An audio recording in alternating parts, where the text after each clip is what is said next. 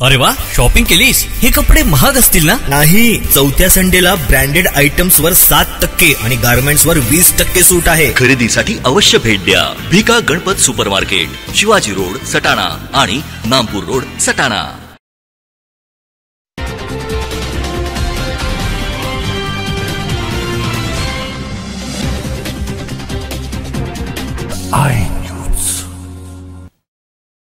आपल्या सर्वांचे नेते सन्माननीय डॉक्टर विलास दादा बच्चाव या ठिकाणी आता आपलं मनोबल व्यक्त करतो.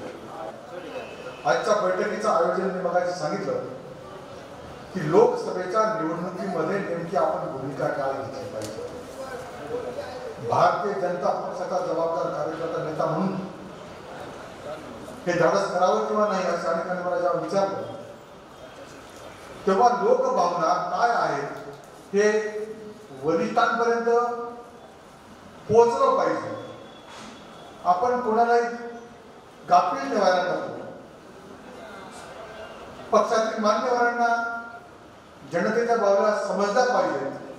अजूनही वेळ गेलेली नाही. अनेक मान्यवरांनी या ठिकाणी सांगितलं. डॉक्टर भांबरे आमचे चांगले मित्र आहेत. त्यांना दोन्ही वेळा मनापासून मदत केली. परंतु मदत झाल्यानंतर त्याची जाणीव राहत नाही याचा मोठा दुःख आहे. मी आजपर्यंत कुठल्याही आमदार खासदार त्याला निवडून आणण्यामध्ये मोठा वाटा राहिला त्याला मी कधीही व्यक्तिगत काम सांगितलेलं नाही. कधीही कुठलं शिफारस पत्र मागितलेलं नाही. दिलीप बोरसे असतील, संजय चव्हाण असतील, सुंदर मुलगा असतील, लालूबाळा असतील, हे सगळ्यांना निवडून देण्यामध्ये माझं योगदान महत्त्वाचं किंवा म्हणून माझ्या नेतृत्वाखाली निवडून दिलं. परंतु त्यांच्या कामकाजामध्ये कधीही हस्तक्षेप केला नाही. बाबरे साहेबांच्या सुद्धा 10 वर्षाच्या कामामध्ये स्वखर्चाने त्या ठिकाणी आपण काम केलं. चहाला सुद्धा त्यांचा भाव आजपर्यंत ठेवलेलं नाही. मागच्या वेळेचं कार्यालय सुद्धा या ठिकाणी माझ्याच कॅम्पसमध्ये होतं. कार्यकर्त्यांच्या सगळ्या चहा पाणी नाश्ता या सगळ्या व्यवस्था माझ्या कष्टाने केलेल्या आहेत. त्यांनाही माहिती. आम्ही लाभार्थीच्या भूमिकेमध्ये कधी नसतो. सन्मानाची वागणूक त्या ठिकाणी अपेक्षित असते. तुमचं रोजचं कामकाज काय चालतं याच्याशी आम्हाला काही त्यामध्ये दखल घेण्याची गरज नाही. परंतु 10 वर्षामध्ये आपल्याला एकही काम सांगितलेलं नाही म्हणजे या माणसाची मानसिकता किती चांगल्या प्रकारची आहे ते त्यांना कळलं पाहिजे. परंतु जाणीवच नाही. असं तुमचं आमचं सामान्य माणसाचं व्यक्तिगत काम कुठल्या आमदार खासदार नसतं. आमदार खासदार हा तुमच्या आमच्या ज्या काही सार्वजनिक भूमिका आहेत त्यांना न्याय देण्याचा असला पाहिजे.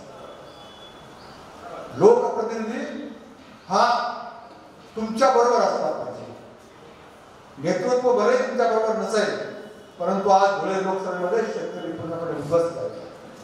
कांद्याच्या भूमिकेमध्ये आमदार आणि खासदारांनी त्या ठिकाणी आग्रही भूमिका घेणं अत्यंत गरजेचं होतं. ती निर्यात बंदी या ठिकाणी उठवली पाहिजे. शेतकरी या ठिकाणी जगला तरच बाकीचा सगळा समाज या ठिकाणी जगतो. पण शेतकऱ्यावर अवलंबून असताना रचना धुळे लोकसभेला आहे. सडाणा शहर जरी असलं तरी लहान मोठे व्यापारी बांधव शेतकऱ्याकडे 2 पैसे आले तरच त्याचं चलन त्या ठिकाणी फिरणार नाही. मी शेतकऱ्याचा मुलगा आहे.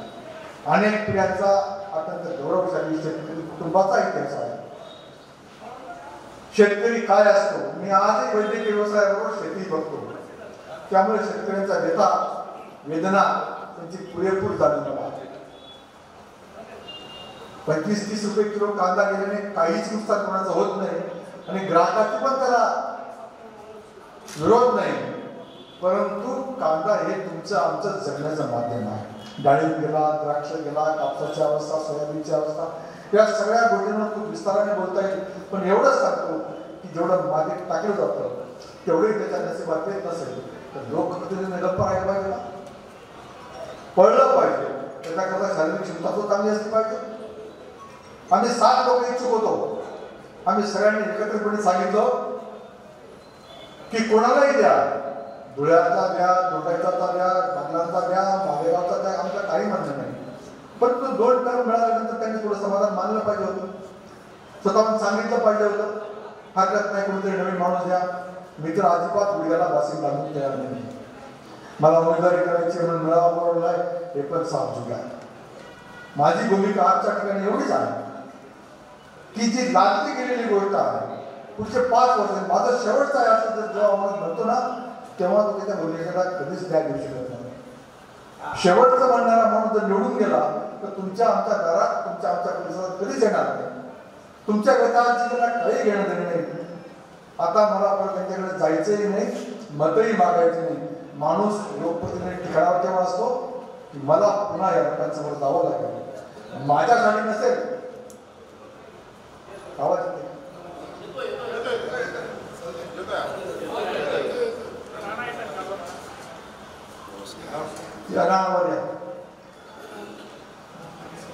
या ठिकाणी निश्चितपणे एक गोष्ट सांगावीशी वाटते. सत्ता येते आणि जाते. काही कोणी काही अमरपट्टा घेऊन या ठिकाणी आलेला नाही. इंदिराजी सर्वसराव होत्या, नंतर काही थांबून राहिलं. राजीवजींनी खूप चांगलं काम केलं. पुढे काय होईल काहीच तसं नसतं.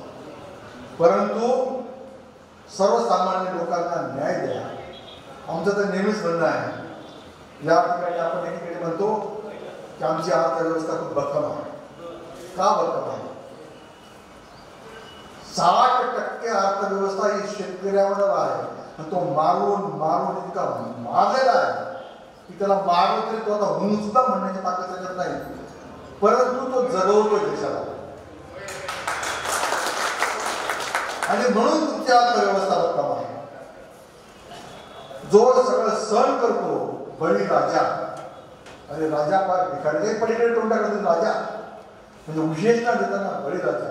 जगाचा पोशिंदा अजून पैसे आहे. बाजरी गहू तो पिकवतो, तेल मीठ घ्यायला पण अवस्था वाईट आहे. 2 किलो साखर घेणं, 4 किलो तेल घेणं, कापड घेणं हे सुद्धा अवघड आहे. आजकाल तुम्ही सगळे 200 रुपयाच्या 400 रुपयाच्या चपला वापरतो. पण चप्पल कुठल्यानंतर ती सांधून घेणारा, खिळा मारून घेणारा फक्त एकच वर्ग जगाच्या पाठीवर तो शेतकरी.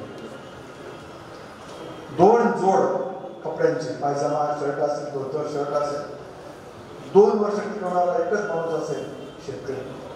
अत्यंत कमी गरजा असून जगाला पोचणारा म्हणून त्याला तुम्ही कधी त्याचा हक्क देणार आहात हे समजून घेणारा लोकप्रतिनिधी पाहिजे. ही भूमिका त्या लोकप्रतिनिधी जाहीरपणे मांडली पाहिजे. आणि जेव्हा अशा प्रकारचे जर संबंध देशामध्ये शेतकरी बहु लोक असताना जर सगळ्या लोकप्रतिनिधींनी जर आवाज उठवला तरी केंद्र शासन असेल राज्य शासन असेल त्यांना झुकावं लागेल. आणि ते झुकवण्यासाठी तुमच्या मताची प्रामाणिक असलेला माणूस त्या ठिकाणी असला पाहिजे. 10 वर्षामध्ये किती प्रश्न सुटले, काय सुटले हे संबंधित लोक सांगतील. ज्या भागात प्रश्न सुटले असतील त्या जनता पण त्या ठिकाणी सांगेल. परंतु काही पलीकडे जाऊन ज्या शेतकरी, 12 बलुतेदार, दलित आदिवासी बांधव, अल्पसंख्याक समाज या लोकांनी तुम्हाला भरभरून दिलं त्यांच्यासाठी आपलं योगदान नेमकं काय येतं आत्मचिंतन करण्याची वेळ आहे. म्हणून विधानसभेला उमेदवारी करायची आहे म्हणून आजचा मेळावा नाही. तुमचे आमचे सगळे विचार हे वरपर्यंत या माध्यमातून गेले पाहिजेत. उमेदवारी लावताना 10 वेळा विचार झाला पाहिजे. असं काही घडलं तर चुकीचं होऊ शकतं. आम्ही वरिष्ठांना प्रामाणिकपणे सांगितलं की धुळे लोकसभा भारतीय जनता पक्षाला आपण समजतो थोडा इतका सोपा राहिलेला नाही. अनेक गोष्टी याच्यामध्ये आहेत. शेतकऱ्यांचं आंदोलन आहे, आरक्षणाचा विषय आहे, धनगर बांधवांचे आरक्षणाचा विषय आहे, शेतकरी पूर्णपणे विरोधात आहेत. आणि मग जर कोणीच खुश नसेल तर लाटेवर प्रत्येक वेळा स्वार होता येत नाही. माहिती आहे मला की दिल्लीची निवडणूक नाही, वार्डातील नाही, लाट तयार करता येते लोकसभेसाठी. आणि लोकांच्या मनातून जर ती उठली तर किती मोठा माणूस असला, किती महासत्ता असली, किती पैशांचा वापर त्या ठिकाणी असेल तरी सुद्धा जनतेने जर एखादी निवडणूक ताब्यात घेतली तर त्या ठिकाणी निर्णायक लढा येऊ शकतो असा इतिहास त्या ठिकाणी आहे. बागलांची ती परंपरा राहिलेली आहे. 3 ते 4 आमदार अपक्ष निवडणूक लढून देणं आणि माझ्यासारख्या काही छोट्या कार्यकर्त्यावर विश्वास ठेवणं ही माझ्यासाठी खूप मोठी ताकद आहे. असं कधी घडत नाही की अपक्ष आमदारांना विलास बच्चावच्या सह बाकीचे लोक सांगतात त्याच्या दवाखान्यामध्ये ऑफिस थाटून 10-20 पोरं बरोबर घेऊन निवडणूक लढली जाते की तुमच्या ताकदीवर, तुमच्या विश्वासावर असा इतिहास आपण या ठिकाणी मागे पाहिलेला आहे. त्याच्या तपशिलात मी जाणार नाही. हे सगळं का तर तुम्ही सगळ्यांची सोबत त्या ठिकाणी असते. शब्द न फिरवणारा माणूस, बोलल्याप्रमाणे वागणारा माणूस म्हणून ती माझी ओळख आहे. त्याच्यामुळे तुम्ही लोक बरोबर राहतात. आज सुद्धा आपल्याला बोलवण्याचं कारण एवढंच आहे. याच्यामध्ये जनतेचा उमेदवार असला पाहिजे. लादलेला उमेदवार नको याची जड भावना आहे. तर तुमच्या सगळ्याच भावना वरपर्यंत आमचे पत्रकार मित्र तर पोहोचवणारच आहेत. भारतीय जनता पक्षाने सुद्धा त्याचा गंभीरपणे विचार करावा अशी विनंती अनेक मान्यवरांनी या ठिकाणी केली की वरपर्यंत पोहोचवण्याचं काम माध्यमातूनही होईल. मला विचारणं झालं तर मी सुद्धा सांगेन, परंतु मला निवडणूक लढायची आहे म्हणून इकडून नाही तर तिकडून आणि मी लढतोच आहे आणि म्हणून तुम्ही सगळेजण या अशी आजची अवस्था दिसून नाही. मला खासदार व्हायचंच आहे, तुम्ही माझ्या पाठीशी राहा अजिबात नाही. अपक्ष निवडून येण्याचा विचार तर कोणीच करू शकत नाही. राजकीय पक्षाचा पाठबळ असल्यानंतरच ती निवडणूक होऊ शकते त्याची मला पुरेपूर जाणीव या ठिकाणी आहे. विधानसभेपर्यंत ठीक आहे, परंतु लोकसभेला राजकीय पक्षाच्या पाठिंब्याने जनमताचा मिळालेला पाठिंबा आणि आशीर्वाद याच्या जोरावरती निवडणूक पुढे नेली जाते. आज त्यांना वारंवार मदत करू नये सर्वच भाजपचे लोक उपेक्षित त्या ठिकाणी राहिले आणि त्याच्या नाराजीतून या ठिकाणी जी सर्वसामान्यांची जी भूमिका होती की कोणीही द्या, परंतु त्यांना 10 वर्ष संधी मिळाली त्यांना पुन्हा लागू नका अशी जी जनभावना आज उमटलेली आहे ती जनभावना वरपर्यंत पोहोचवण्याचं माध्यम म्हणून या ठिकाणी असलेलं बरोबर आहे. मला कुठल्याही पदाची लालसा नाही, कुठल्याही पदाची अपेक्षा नाही. कारण तुमचं प्रेम काल ठरवलं आज तुम्ही सगळे मान्यवर माझी इथे चिंतन म्हणून आलात ही माझ्यासाठी मोठी जमेची बाजू आहे. पक्षाच्या चौकटीत राहून पक्षाला तुमचा संदेश पोहोचवणं ही सुद्धा खूप मोठी गोष्ट आजच्या माध्यमातून झालेली आहे असं मला वाटतं. मला खात्री आहे आपण सगळे अत्यंत प्रगल्भ विचारसरणीचे लोक आहात. इथून पुढचा लोकप्रतिनिधी तो कुठलाही असो तो तुमच्यासाठी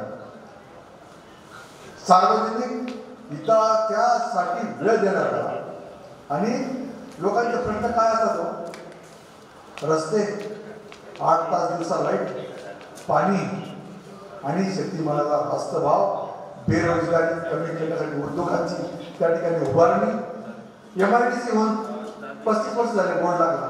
कुठल्या लोकप्रतिनिधी त्या गोष्टी चालना दिली? गेल्या अनेक वर्षामध्ये छोटे मोठे उद्योग उभे राहिले असते तर बेरोजगारी कमी झाली असते. आमच्याकडे एवढं स्किल आहे परंतु संधी नाही. शिरपूर पॅटर्न जरी राबवला असता ना तरी आपल्याला पाण्याचा प्रश्न कमी झाला असता. शिरपूर पॅटर्नचा मी वापर माझ्या मतदारसंघामध्ये जिल्हा परिषदेची सत्ता एक लहानशी सत्ता तुमच्या आशीर्वादाने मिळाली. मी माझ्या गावात माझ्या परिसरामध्ये अनेक साखळी बंधारे बांधले, नाल्याचं रुंदीकरण खोलीकरण केलं आणि आज जखमापूर आणि परिसराचा जलस्तर वाढलेला आहे. जे अंमलीबाईंनी त्या ठिकाणी केलं ते करता आलं नसतं का? करता आलं नसतं. पण छोट्या मोठ्या बाकीच्या गोष्टींमध्ये फार वेळ न देता सार्वजनिक आणि लोकहिताच्या गोष्टी जाणीवपूर्वक जोपासणारा तुमचा आमदार असला पाहिजे, तुमचा खासदार असला पाहिजे. त्याने तुम्हाला आम्हाला ग्रेट करायला नको अशा प्रकारचा माणूस त्या ठिकाणी असावा. मी नसलो तरी चालेल. अनेक मान्यवर त्या ठिकाणी आहेत, 7 लोक आहेत, कोणीही चालेल, चांगलं आहे. त्यांचं काम नाही वाटत पण एकदा बदला ना, परंतु वारंवार एकच माणूस का अशी जी तुमची भावना आहे ती भावना पोहोचवण्याचं काम आजच्या माध्यमातून निश्चितपणे करता येईल एवढा तुम्हाला विश्वास देतो. तुमचं प्रेम हे असंच असू द्या. सत्तेमध्ये असलो नसलो ते तुमच्या सगळ्यांच्या ताकदीवर सार्वजनिक प्रश्नांना न्याय देण्याची माझी भूमिका सातत्याने होती आणि पुढेही चालू राहील असा शब्द तुम्हाला देतो. माझ्या शब्दांना विराम देतो. धन्यवाद. जय हिंद, जय महाराष्ट्र.